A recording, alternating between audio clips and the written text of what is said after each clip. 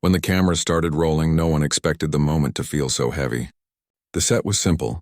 A clean, cream-colored backdrop, two velvet chairs facing each other, a table between them with two untouched glasses of water. Taylor Swift sat poised but visibly tense, her hands clasped together in her lap. Across from her sat Kim Kardashian, her usual calm expression softened by something unfamiliar, nervousness. It had been years since their infamous feud. The internet had dissected every second of it. The leaked phone call, the tweets, the music videos that seemed to throw shade without ever naming names. Fans had picked sides, friendships had fractured, and both women had moved on publicly. But privately, there was always that silence between them, an unfinished conversation that the world never got to hear. And now, for the first time, they were about to face each other. Not as rivals, not as icons, just as two women who had once been caught in one of pop culture's biggest storms. The interviewer began gently. "We never thought we'd see this, Taylor Swift and Kim Kardashian sitting together face to face. How does it feel?" Taylor smiled, small but real. "Strange," she said. "But good strange." Kim gave a light laugh, nodding. "Yeah, definitely overdue." For a moment, the audience laughed too, breaking the tension that had filled the room. But even through the smiles, the energy was fragile, like everyone was holding their breath, waiting for what would come next. The interviewer didn't waste time. "There's a lot of history between you two," she said carefully. "A lot that's been said, a lot that's been misunderstood. But I think everyone watching right now just wants to know one thing. How did we get here?" Taylor leaned forward slightly. "Time," she said simply. "And perspective." She paused, glancing briefly at Kim before continuing. "I think when you're in the middle of something, especially something that public, you stop seeing the person and start seeing the noise. I stopped seeing Kim as Kim, and I think she probably stopped seeing me as me. It became this machine." Kim nodded slowly, her eyes flicking to Taylor, listening carefully. "Yeah," she agreed softly. "It became something bigger than both of us." The audience was silent. There was no cheering, no laughter now, just quiet respect. Taylor continued, her tone calm but firm. "For a long time, I carried a lot of anger, and I think I convinced myself that I didn't care anymore. But I did. I really did. Not because I wanted to win or prove something, but because I felt like I had lost control of my own story." Kim looked down for a second, then back up. "I get that," she said. "I felt the same way. Everyone had an opinion about what happened, but no one really knew what was going on behind the scenes. And I think I was so focused on protecting my own image that I didn't think about how it was affecting you as a person. It was subtle, but you could see it." Taylor's expression softened, her lips pressed together as if holding back tears. The interviewer leaned in slightly. "Kim, do you feel like you owe Taylor an apology?" The question hung in the air like electricity. Kim took a slow breath, her hands fidgeting in her lap. "Honestly," she said quietly, "I do." The room went still. Even Taylor looked momentarily stunned. Kim continued, her voice steady but emotional. "I've replayed that time in my head so many times, and I think about how much it must have hurt to have something personal turned into a spectacle. I thought I was standing up for myself, but I see now that I was just adding fuel to something that never should have been public. So, I'm sorry, Taylor." The words landed softly but powerfully. Taylor didn't respond right away. She looked down for a moment, her hands tightening together, then lifted her head and met Kim's eyes. "Thank you," she said simply. Her voice was quiet but full of weight. "That means a lot." It wasn't dramatic. It wasn't rehearsed. It just was. The audience didn't clap at first, they were too caught up in the stillness of it all. But slowly a wave of applause began to spread through the room. Kim gave a small, grateful smile. Taylor nodded, almost as if reassuring her that everything was okay. The interviewer smiled, glancing between them. "That was unexpected," she said with a small laugh. Taylor looked thoughtful. Sometimes the most unexpected things are the ones we needed the most. Kim nodded again, visibly relieved. For the first time in years, the tension between them seemed to dissolve. Two women who had once stood on opposite sides of the internet had just bridged the gap with a few honest words. The cameras panned in closer, capturing Taylor's soft smile and Kim's glistening eyes. The clip would go viral within minutes, Headlines would explode across social media, but in that moment, none of that mattered. For Taylor and Kim, this wasn't about headlines anymore. It was about finally letting go. When the interview ended, the air in the studio felt charged, like something historic had just happened. Taylor and Kim stood up, exchanged a small, almost hesitant hug, and then quietly walked off stage. The audience clapped, but it wasn't the loud, wild energy of a celebrity talk show. It was something gentler, almost reverent. Everyone could sense it. They had just witnessed a moment of closure. Backstage, things were quieter. The bright lights dimmed. The crew moved around, whispering to each other, phones in hand, as clips from the show started hitting social media. A producer came over to congratulate them both. "That was incredible," she said softly. "You two just changed the narrative." Kim smiled, tired but relieved. "I hope so," she replied. "It's been a long time coming." Taylor stood a few feet away, sipping water, her expression distant. When Kim walked over, Taylor looked up, and for a second it was awkward. Years of public tension don't just disappear in one conversation. But then Taylor gave a small laugh. "We actually did it," she said. Kim nodded, smiling back. "Yeah," she said quietly.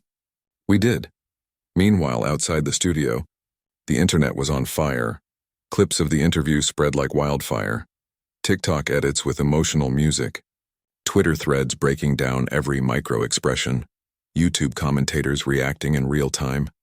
The headline that trended first: Kim Kardashian publicly apologizes to Taylor Swift.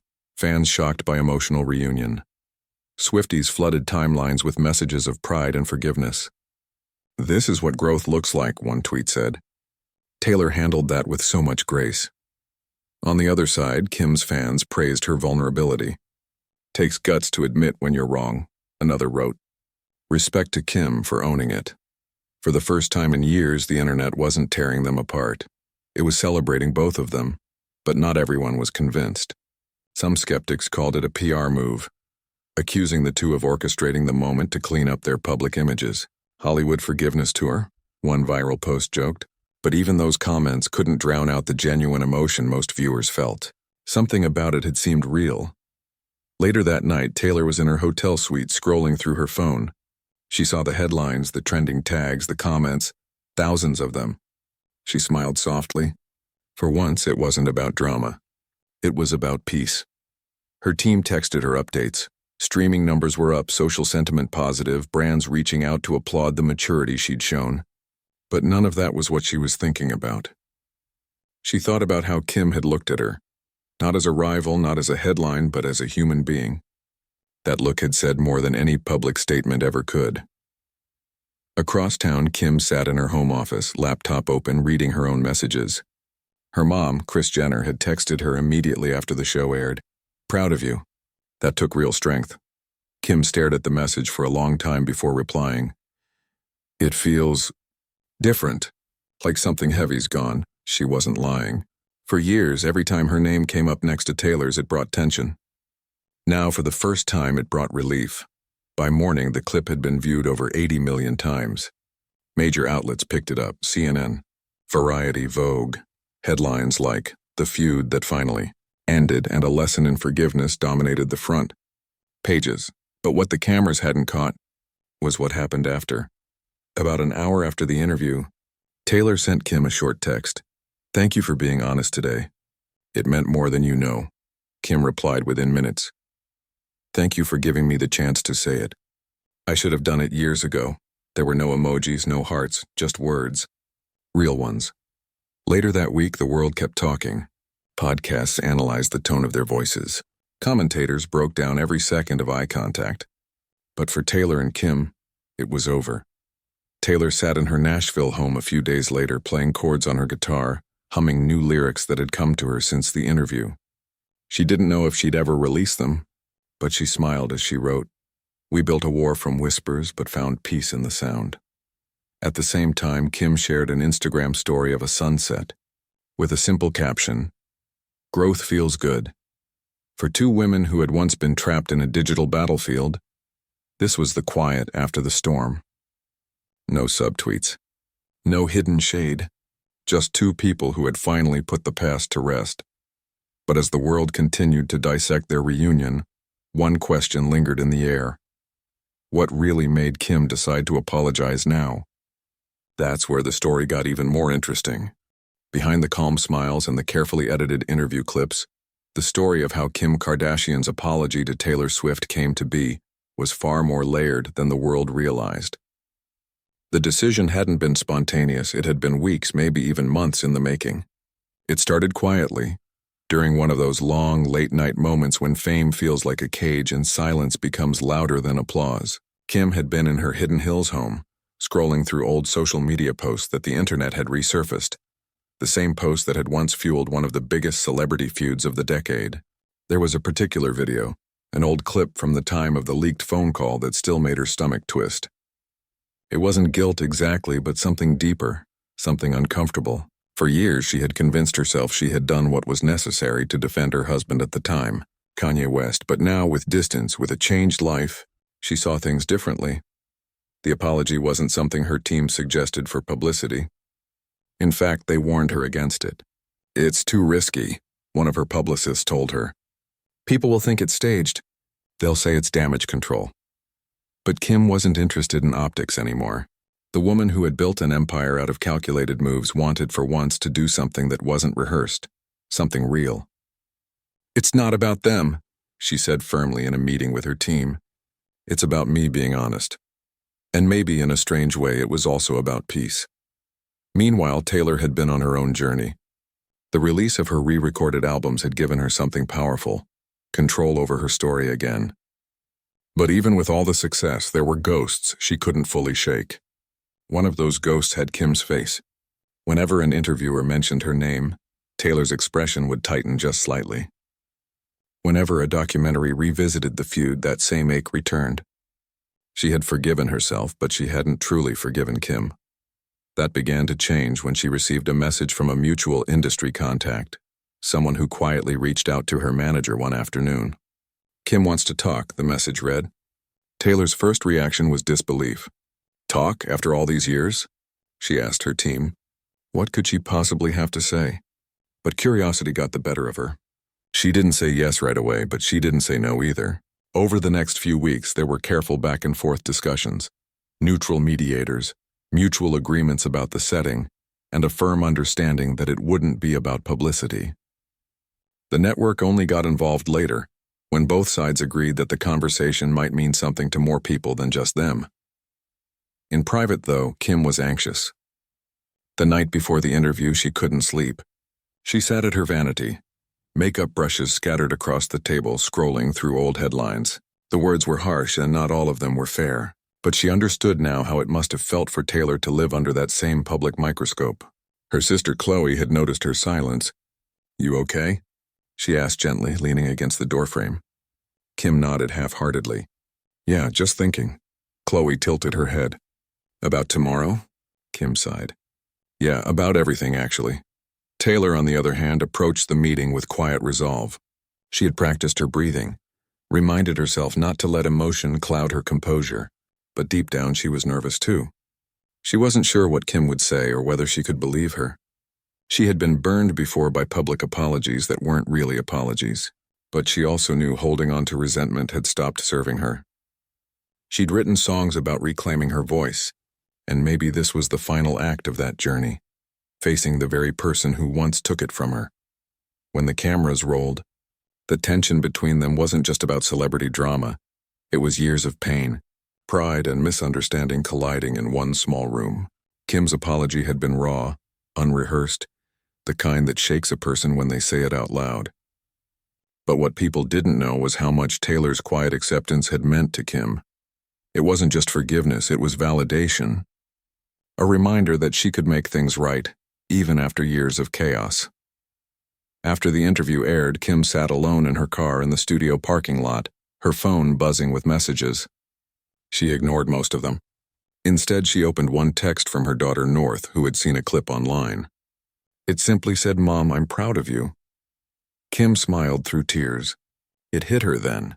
This wasn't about reputation or redemption. It was about legacy. She wanted her kids to know that growth mattered more than ego. Taylor, meanwhile, stayed mostly silent online. No tweets, no statements. Just a single photo she posted the next morning, a blurry picture of the sunrise, captioned, "Closure doesn't always need to be loud." Her fans filled the comments with hearts and messages of love, interpreting every word, every pixel of the photo. But Taylor didn't explain it. She didn't need to. Privately, though, she did talk about it with her team. Her publicist asked gently if she wanted to capitalize on the positive attention. Maybe an interview, a follow-up statement. Taylor shook her head. "No," she said. "I think we've said enough. Let people take what they need from it." It was one of those rare moments where silence said more than any PR line ever could. In the weeks that followed, the entertainment world kept buzzing about the reunion. Podcasts debated whether it would lead to a collaboration. Tabloids speculated that they might appear together at the next award show. Late-night hosts made jokes, memes were born, and editors rushed to create video montages comparing their past and present. But behind the scenes, both women went quiet. There were no follow-ups, no orchestrated photo ops, just peace. Kim began focusing on her legal reform work again, channeling her energy into causes she felt truly mattered. She told friends privately that the interview had been healing. In a rare unguarded moment, she admitted, "I think I needed that more than she did." Taylor, too, moved forward. She finished a new song inspired by the experience. Not a diss track, but something reflective, almost bittersweet. The lyrics weren't obvious, but fans who listened closely could tell it was about forgiveness. She recorded it in one take, her voice slightly trembling in parts, but she chose not to fix it. "Let it sound real," she told her producer. "Let it sound human." Industry insiders later revealed that the reconciliation had ripple effects across Hollywood. Other artists, some with their own long-standing grudges, reached out privately to people they'd fallen out with. "If Taylor and Kim can make peace," one tweet said, "anyone can." For years, their feud had been a symbol of how toxic celebrity culture could be.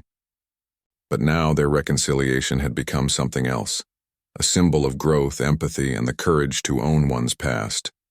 It was bigger than a headline. It was a mirror held up to an audience that thrives on drama, showing them the beauty of resolution. Yet beneath all that positivity, both Taylor and Kim knew something important. Forgiveness doesn't erase history. It just changes how you carry it. They would never be best friends. They might never text regularly or attend each other's parties, but they had built something fragile and real, mutual respect. And that was enough. The night after the broadcast, Taylor received one final message from Kim. "Thank you again for letting me do this. I hope one day people talk about what we learned, not just what we fought about." Taylor read it twice before replying, "We already changed the story." It was short, but it said everything.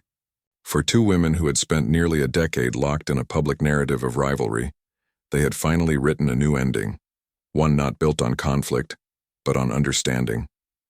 And though the internet would continue to debate their motives, the truth was simpler than anyone imagined. It wasn't about forgiveness for the cameras.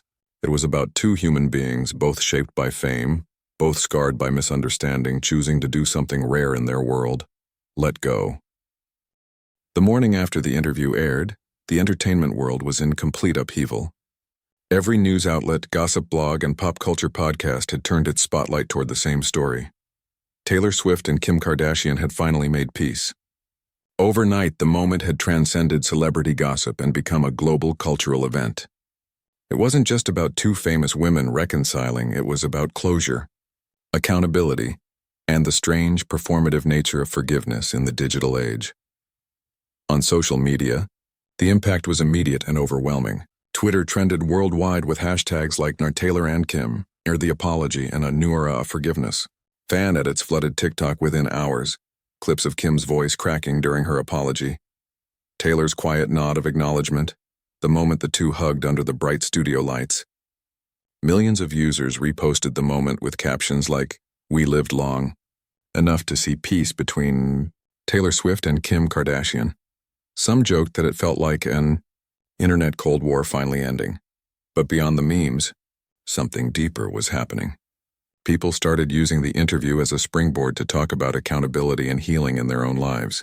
Threads appeared on Reddit and X where users shared stories of old friendships, grudges, and the pain of misunderstanding. "If they can forgive after that," one user wrote, "maybe I can text my sister again." It was strange. Two celebrities had unintentionally sparked a wave of emotional reflection across millions of strangers who had projected themselves into the feud for nearly a decade, inside major entertainment outlets. Producers scrambled to adjust programming. Entertainment Tonight aired a special segment titled, "A Decade Later, Taylor and Kim, the Feud That Defined Pop Culture." The New York Times published a long-form opinion piece titled, "When Women Stop Fighting, the Internet Loses." Its favorite show.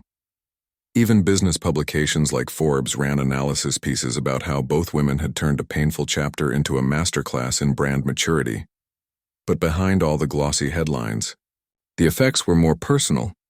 Taylor's inner circle felt a sense of quiet vindication. They had seen how deeply the feud had affected her, how it had turned her into a symbol rather than a person. For years she'd been labeled everything from calculated to manipulative, her every move dissected through the lens of that feud. Now, for the first time in years, her name was being mentioned in the same sentence as grace, forgiveness, and growth. One of Taylor's oldest friends, Selena Gomez, sent her a message after watching the interview. "You looked peaceful. Like really peaceful. I'm proud of you."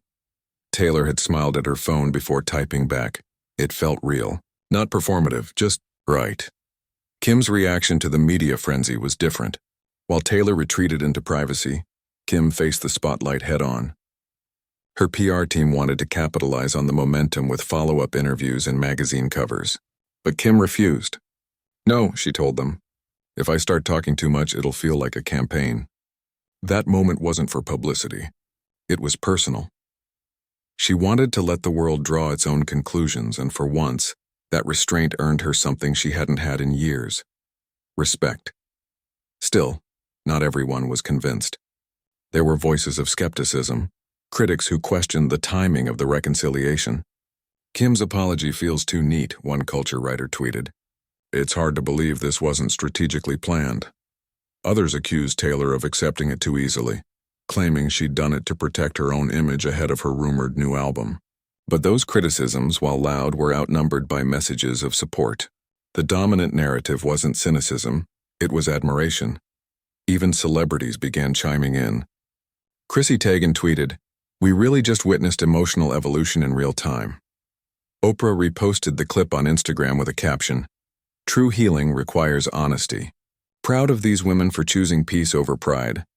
Billie Eilish, who had once publicly defended Taylor during the feud's peak, posted a story saying simply, "Growth. That's it." The global reach of the story went beyond entertainment. Morning news programs in countries as far as Japan, Brazil, and France ran segments about it. Psychologists appeared on TV panels discussing why public apologies from celebrities resonate so deeply with audiences. One expert said, "Because people have emotional investments in these figures. Their conflicts mirror our own social struggles. When they reconcile, we experience a form of collective catharsis." As the week went on, Taylor and Kim's lives quietly shifted. Both of them noticed small but meaningful changes. Taylor's shows suddenly had a different kind of energy, less defensive, more relaxed. Fans held up signs that read, "We love the new era of peace and no more bad blood." During one concert, as she performed Clean, a fan screamed, "Forgiveness, Queen." Taylor smiled mid-song but didn't comment. The moment spoke for itself. Kim, meanwhile, started receiving messages from people she hadn't heard from in years. Former friends, estranged acquaintances, even old business partners. One text came from someone unexpected. A former assistant who had quit years ago during one of Kim's most stressful public scandals. The message read, "Your honesty last night reminded me why I respected you in the first place." Kim stared at it for a while before replying, "Thank you. I'm still learning." But perhaps the most unexpected consequence came from the entertainment industry itself. Producers began rethinking the way they structured talk shows and celebrity interviews. Audiences were clearly tired of conflict being staged for clicks. They wanted authenticity. One late-night host remarked on his show, "Maybe this is the beginning of the end of the drama era." Ironically, Taylor and Kim had started their feud in a digital culture built on outrage, and now, by ending it, they were ushering in something softer, more human. It was poetic in a way neither of them could have predicted. Privately, though, there was still a quiet emotional toll. After the first rush of attention faded, Kim found herself reflecting on the things she hadn't said. There were moments during the interview when she wanted to explain more, to give context, to defend her past choices, but she'd held back out of respect. "There's power in saying less," she told her sister Courtney later. "I think I finally learned that." Taylor had her own reflections. She wrote about the experience in her personal journal, not as an entry of triumph but of release. She wrote that forgiveness isn't about letting someone back into your life, it's about freeing yourself from their shadow. "I think I finally understand peace," she wrote. "It's not forgetting, it's remembering without feeling the sting." The interview continued to dominate discourse for weeks. YouTube reaction videos garnered millions of views. Analysts dissected it frame by frame, examining micro-expressions, pauses, and the tone of their voices. Podcasts turned it into serialized content, some focusing on celebrity culture, others on gender and media narratives. It became more than just gossip. It became a case study. But despite the never-ending commentary, Taylor and Kim stayed silent. They didn't comment, didn't clarify, didn't extend the moment beyond its natural life, and that silence became powerful in itself. By the end of the month, the public conversation had shifted again. Now people were calling it the interview that changed celebrity culture. Universities began referencing it in media ethics courses. Students debated whether public reconciliation could ever be genuine in a world driven by attention. The irony, of course, was that Taylor and Kim weren't thinking about any of that. They had already moved on. Taylor was back in the studio, experimenting with new sounds and writing songs that were less about pain and more about acceptance. Kim was working quietly on her criminal justice reform initiative, spending long hours reviewing cases and speaking with advocates. Both women had reclaimed something priceless, the right to define their own narratives again. One evening, weeks after the interview, Kim attended a charity gala. A journalist approached her on the red carpet and asked, "Do you think this friendship will continue?" Kim smiled softly. "It's not about friendship," she said. "It's about peace. Sometimes peace is enough." In Nashville, Taylor was asked a similar question during a backstage Q&A. "Do you think you and Kim will ever collaborate?" a fan shouted from the crowd. Taylor laughed gently before answering, "We already collaborated on Closure." The crowd cheered not because they expected more drama, but because they knew exactly what she meant. Their story had started as one of betrayal and pride, of misunderstanding and public humiliation. It had evolved into something bigger, an emotional redemption arc that reminded millions of people that healing is possible, even in the most unlikely places. By the end of that year, both women were nominated for humanitarian awards for their public influence on mental health awareness and empathy. Neither of them attended the ceremony, but their absence spoke volumes. They had said everything they needed to say already. What the world saw as a pop culture moment had, in truth, been something far quieter. Two women confronting the parts of themselves the world had misunderstood, and choosing not to fight anymore. That was the real story behind the smiles, behind the applause, behind the headlines. A year after that unforgettable interview, the world had moved on, but not entirely. The moment between Taylor Swift and Kim Kardashian still lived quietly in the background of pop culture. A rare instance when two of the most talked about women in modern entertainment chose grace over spectacle. In an industry where conflict feeds attention, what they did was almost revolutionary. And while the initial wave of headlines and hashtags had faded, the impact had settled deeper than anyone expected. Taylor Swift had spent much of the following year on tour. Her concerts, already massive productions of light, sound, and storytelling, had taken on a calmer, more reflective tone. There was something different about her presence now, less guarded, more grounded. During one show in Los Angeles, she paused between songs and said to the audience, "Sometimes we carry things that don't belong to us anymore. And letting them go doesn't mean they didn't matter. It means we're ready to grow beyond them." The crowd erupted in applause, but it wasn't the wild, frenzied cheering of fandom. It was an emotional wave, an acknowledgement of the quiet maturity that had defined her new era. In interviews, Taylor rarely mentioned Kim's name directly. But when journalists asked her about forgiveness, she spoke openly. "I used to think forgiveness meant weakness," she said in a magazine feature. "But I've learned that it's actually a form of strength. You have to have boundaries, But you also have to understand that holding on to resentment doesn't protect you. It poisons you. The quote went viral, shared millions of times with captions like, "Taylor Swift is in her wise woman era."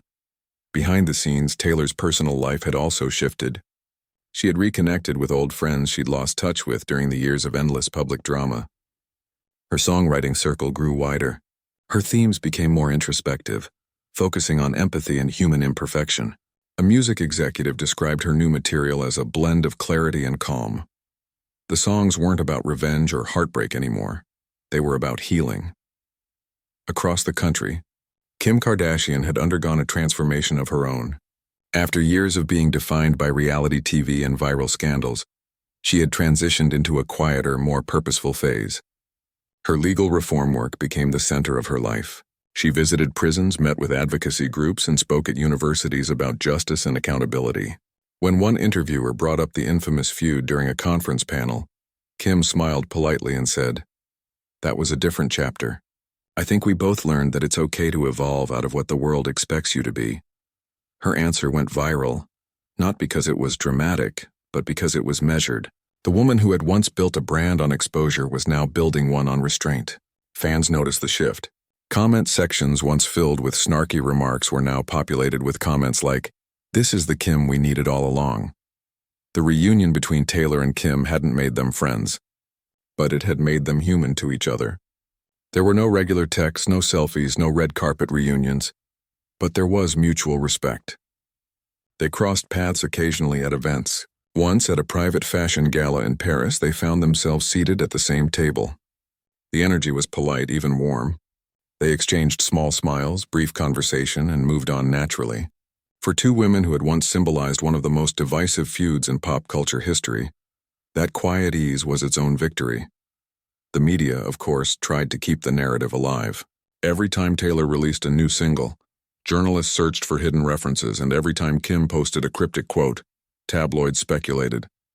But both of them ignored the noise. The truth was that the feud had finally lost its power, because neither of them was feeding it anymore. In the cultural sphere, however, their story continued to be studied and discussed. Think pieces described the reconciliation as a pivotal moment in how women in the public eye navigate fame and conflict. Feminist writers called it a cultural unlearning of performative rivalry. One article in The Atlantic summed it up best. For years, Taylor and Kim's feud symbolized how the media pits women against each other. Their forgiveness symbolized what happens when women reclaim the narrative.